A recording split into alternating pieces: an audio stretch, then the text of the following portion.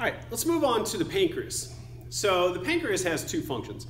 It has exocrine glands, which secrete digestive enzymes, and those are produced by what are known as the acinar cells. These are the dark cells here. So those are going to move out these ducts here into our small intestine. And then we're also going to have in here endocrine glands, and these are going to secrete hormones. And so the islets of Langerhans, or pancreatic islets, these are the endocrine glands. So right there, right there. Now, three hormones that we're going to talk about here. The first is glucagon. Glucagon is secreted by alpha cells here. So we secrete glucagon when we are, we have low blood glucose levels. Not typically hypoglycemic, but we have low blood glucose levels, like, in between meals or while you're sleeping. And what it does is it stimulates our liver to break down glycogen, which is our storage form of glucose, into glucose, and we release that glucose into the blood. It also is going to cause gluconeogenesis, so converting non-carbohydrates to glucose. And so in doing so, it raises our blood glucose levels in between meals. Next is insulin. Insulin is secreted by the beta cells, which are shown there in the lighter blue. And we secrete glucose when our blood glucose levels, we secrete insulin when our blood glucose levels are high.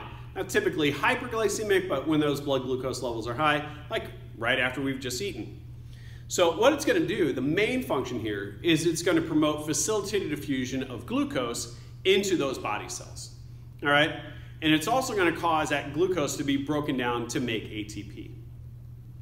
It's going to stimulate our liver to form glycogen from that glucose from our blood.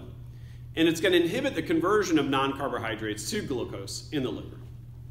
It also promotes the transport of amino acids into cells and protein synthesis.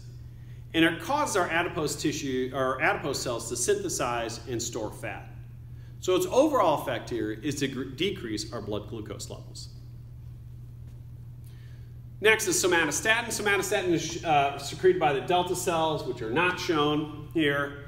And this regulates glucose metabolism by inhibiting the secretion of glucagon or insulin. So it's kind of like the brake on either one of those. All right, let's now talk about diabetes mellitus. Diabetes mellitus is the hyposecretion or hypoactivity of insulin. And just to let you know, mellitus means honey, all right? So diabetes just means you're urinating a lot.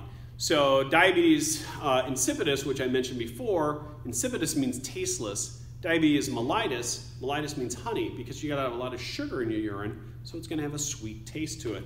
So they used to taste to see what kind of diabetes you had. I'm glad I'm not a doctor back then. Nowadays, we just have these dipsticks.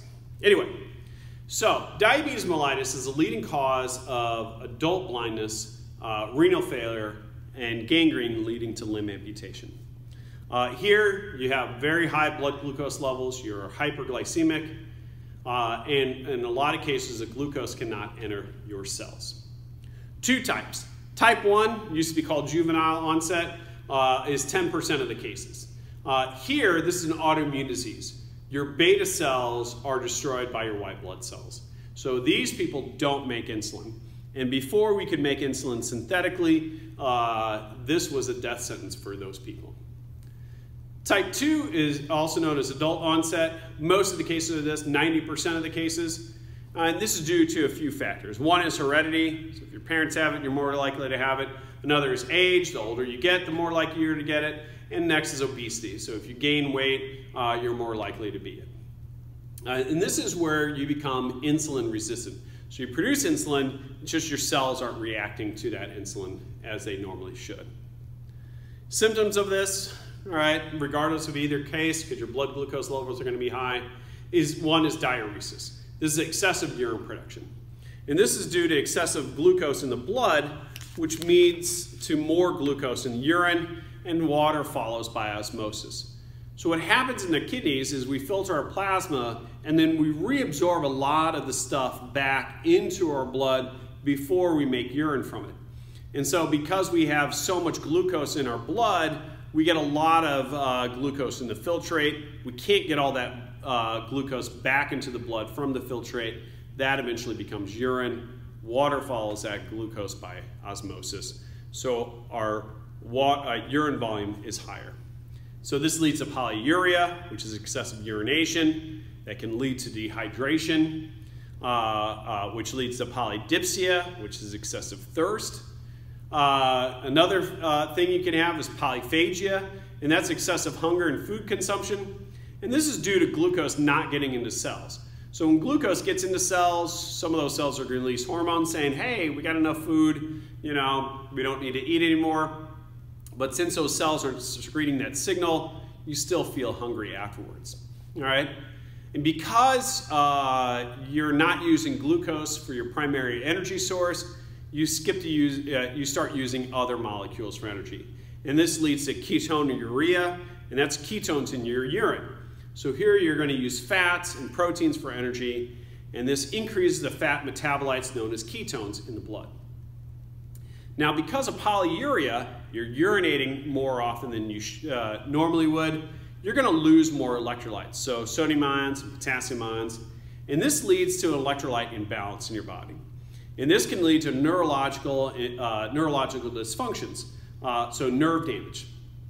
And this can disrupt heart activity, and in some cases can lead to coma and death.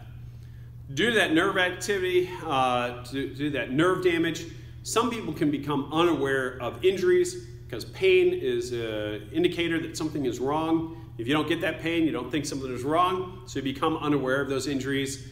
And those places on your body can become infected and gangrenous, meaning they're dying on your body.